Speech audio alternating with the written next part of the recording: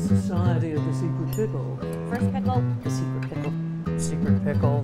The pickle? The public pickle. Future pickles. The Secret Pickle Supper Club.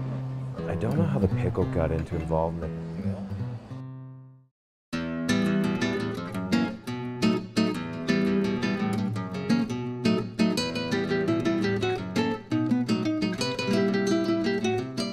The Secret Pickle is a supper club run in Toronto by myself, Alexa Clark, and Matt Gantor.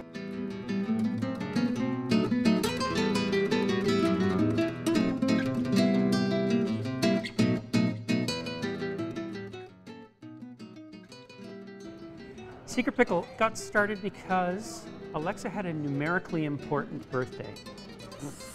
Oh my goodness, I don't even remember how many years ago now, but she was probably turning like 21, 22. I wanted to do a tasting club type dinner and invite a bunch of my friends. I thought of Matt immediately. She sort of followed up with me and said, listen, I want to do a birthday party for myself, and would you cook for me? I offered up this space, and we went through the rigmarole of ordering all the equipment and putting in a table down the center of the room, and we had the first Secret Pickle. By the second course, people were tweeting about it and photographing the food and putting it up on the internet, so much that we had people on Twitter demanding tickets to the next event.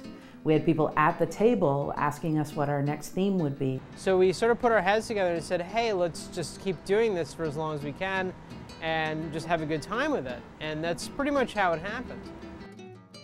There's a tradition at my birthday parties that started at a beer and wing night. One friend showed up with a jar of Vicks pickles with a little finger puppet on it. And it was because I had blogged about my crush on the Vicks pickle alien, the one that's in the refrigerators and shows up at picnics. So she brought this along, and then my friend Mondo, who's a photographer, insisted that we all pose with the finger puppets, and then it evolved into everybody posing with the pickles. And so there's a tradition at my birthday parties that everybody poses with pickles. So when we were thinking about what to call this tasting birthday party thing, and we were being kind of smart asses about all the pretentious dinner clubs that are held around town, we were trying to come up with something that was kind of tongue-in-cheek, funny, pretentious, but still tied back to us. So, oh, well, what about the Society of the Secret Pickle? And it stuck. I love the name. Love the name.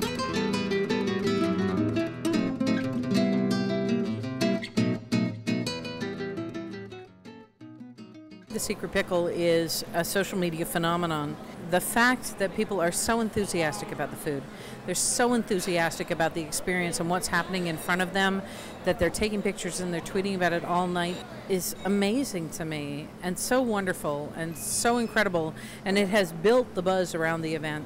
They want to be there, and they're fast about the food, and they're talking about it and taking shots and everything like that. So it's great. Like the passion, the energy is high. We encourage people that come to the Secret Pickle dinners to use that media to communicate the fun that they're having to the people within their social spheres. Oh, I like that one too. And also to let people sort of share that they're having a great time, and I'm super happy about it.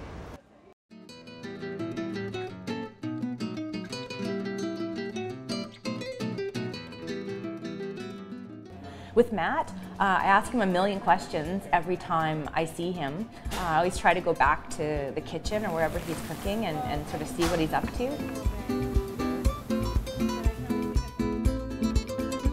I didn't get into cooking early. I tried, but I failed. I used it as a tool early on to try and impress women. My cooking was so bad that I rarely impressed any of them. It wasn't until I actually started traveling with a friend of mine in the wine business and actually experiencing what good cuisine could be that I really understood and appreciated and wanted to get involved with this. I enrolled in the Culinary Institute of America, and I started working and I started cooking. I really came to appreciate how you do this and how you build great food for lots and lots of people. And that's hopefully what I'm bringing to the table every day. It's something I love doing. The great thing about the Secret Pickle is that I get to experiment with these things but still get to focus on just doing something great.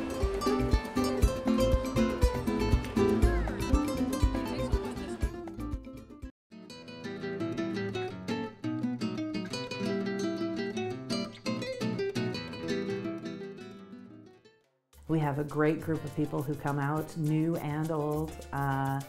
It's wonderful to watch the guests interact and to make friends and build relationships. So we have had dinner together. We have shared wine. So you're sold, right? Both new relationships and relationships over time with some of our regulars. I love watching that evolve. There's so many smart people at the table, and that just keeps growing. The last one I was with, I ended up sitting next to a lawyer and a film producer, which was really interesting. And you just tend to meet people that are from kind of all over the place. Secret Pickle guests are the people who are looking to share their either food experiences or life experiences, the kind of people that you enjoy having dinner conversation with. The pickle that they had at Bobette and Bell, they actually had a couple of different food bloggers that came, and so it was interesting to listen to the food bloggers talking. The guests that show up at a Secret Pickle, they have creative bents behind them. They're all got these creative sidelines. They're technically savvy. They're passionate about food. I think that if I could summarize the patrons of a Secret Pickle, it's people who like to share their life experience and their love of food.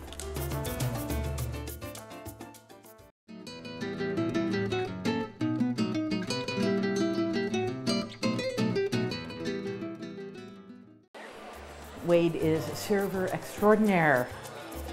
Wade's amazing. Wade is a machine. He is a machine like no other machine I've ever seen. He looks after everybody.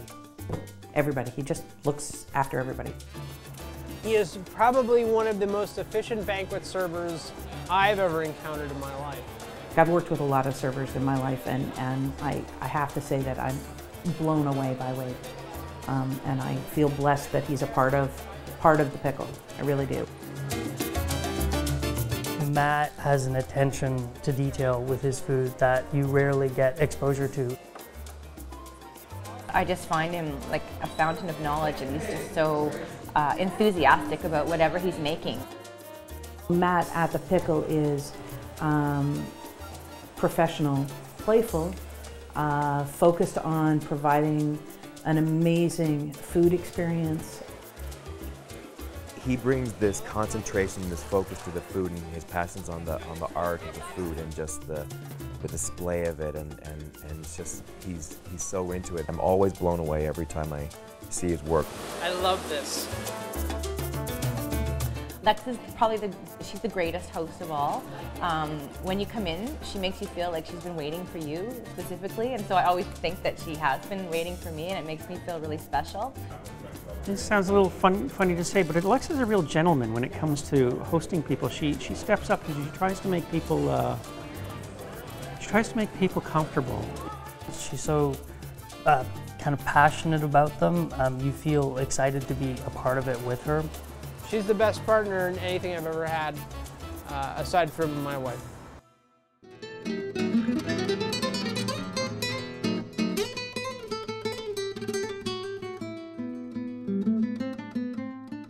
We think of the guests as part of the pickle. They're not just people who pay for tickets. They're picklers. They're part of what the Secret Pickle is.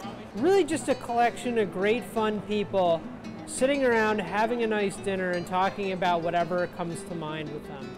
And that runs the gamut. The conversations at Secret Pickle go everywhere and anywhere, and I think that's really what it's about. It's really about just the people coming and having a good time. It's not just the venue. It's not just the food, though that's an important part of it. It's not just the staff and the crew that's running the event.